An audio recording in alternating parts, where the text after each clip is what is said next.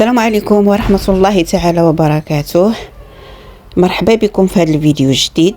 بما أنني الفيديو اللي سبق هدرت على كيفاش ترفع الرهن ديال الدولة ديال الضريبة على السكن الاقتصادي، اليوم غادي نهضر على واحد الموضوع اللي هو مهم بزاف، خصوصا الناس اللي كيقلبوا يشريو دار وكيحلموا يكون عندهم سكن ديالهم.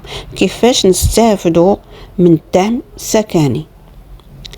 في هذا الفيديو غادي نشرح لكم كيفاش تقدروا تسجلوا في الدعم السكني اللي كتوفر لكم الدولة، وغادي نحاول نبسط الامور باش تفهموا كل شيء بلا تعقيدات وبلا ما نوري الشاشه، فقط شرح شفوي خفيف ظريف. شنو هو الدعم السكني؟ الدعم السكني هو واحد البرنامج اللي دارته الدولة باش تعاون الناس اللي باغيين يشريو الدار، وخصوصا العائلات اللي الدخل ديالهم محدود.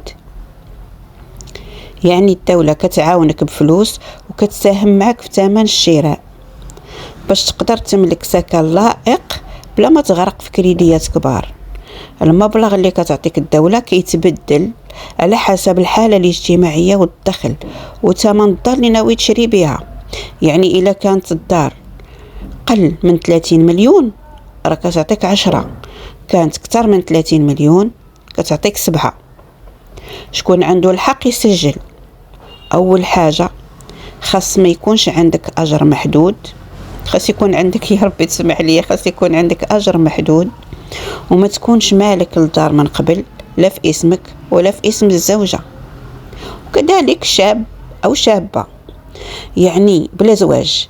يعني خاص تكون أول مرة غادي تشري وكتحتاج شهادة عدم الملكية كتخرجوها من المحافظة وكتديوها للنوطير. كيفاش تسجلوا؟ دابا ندوزو للطريقة ديال التسجيل كيتدار عبر الانترنت في بوابة إلكترونية رسمية ديال الدولة. كتدخل كتعمر المعلومات ديالك، الاسم، رقم البطاقة، الحالة العائلية والدخل وغيره.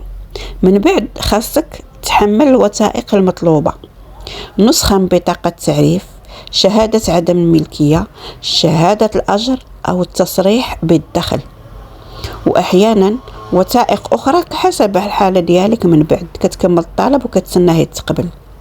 شنو كيوقع من بعد؟ ملي كتسجل وكيتم التأكد من الوثائق، إلا كنتي مؤهل كيعيطوا ليك وكيتواصلوا معاك في الجيميل ديالك ولا البوابة الرسمية، وكيدخلوك في الإجراءات مع البنك وكيحسبوا الدعم اللي غادي تستافد منه، وهكا كتقدر تكمل الشراء ديال دارك بمساعدة الدولة. سمعوني مزيان، واحد النصيحة اللي هي مهمة وكيغلطوا فيها بزاف ديال الناس: ما تخليش التسجيل حتى لآخر لحظة، جمعوا الوثائق بكري، يعني باش تستافدوا من الوقت.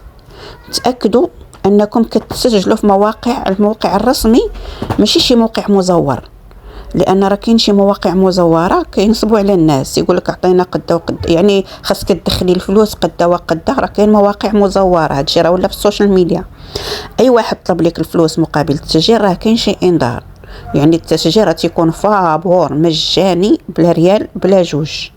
وإلا ما فهمتيش شي حاجة كاينين مراكز المساعدة، وتقدر تسول شي موثق أو نوطير يوضح ليك.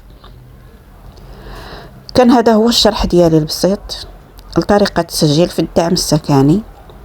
نتمنى تكونوا فهمتوا، وإلا عندكم شي سؤال خليوه لي في التعاليق وغادي نجاوب عليه. واحد الملاحظة: راه إلا كنتو شاريين واخدين الدعم ديال السكن الاقتصادي الأول ديال 25 مليون واخدين الدعم ديال 5 المليون وبغيتو تسجلوا في هاد الدعم الجديد، راه ما غاديش تستافدوا، لأنكم علاش؟ غيلقاوكم ديجا مستافدين من الدعم ديال الشقة ديال 25 مليون اللي هو الدعم ديالها 5 المليون. لهذا الناس اللي ما عندهمش كاع عمرهم استافدوا من الدعم، والناس اللي عمرهم ما عندهم شقة في السمية ديالهم، راه كل شيء كيبان في دار الضريبة. يعني بلا ما تزرفوا، يعني اللي ما عندهمش كاع في خاطر السكن وعكاريين وعندهم واحد الأجر محدود، هما اللي قدروا يستافدوا. باش نقول لكم، نتمنى تكونوا فهمتوا. ولا عندكم شي سؤال خليوه لي قلت لكم في التعليق وغادي نجاوب عليه. ما تنساوش اخوتي عافاكم لي لايك وتشتركوا في القناه وبارطاجيو الفيديو مع اي واحد كيهمو الموضوع، راك يمكن تكون سبب فرحه ديال شي عائله.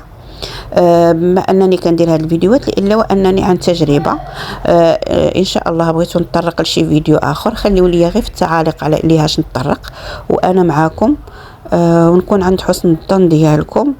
ونشوفكم ان شاء الله في فيديو جديد، والسلام عليكم ورحمة الله. بارطاجيو الفيديو مع الناس اللي عزاز عليكم، وتبارك الله عليكم ولا يخطيكم، ويا ربي يجيب لكم داكشي اللي كتمناو في خاطركم.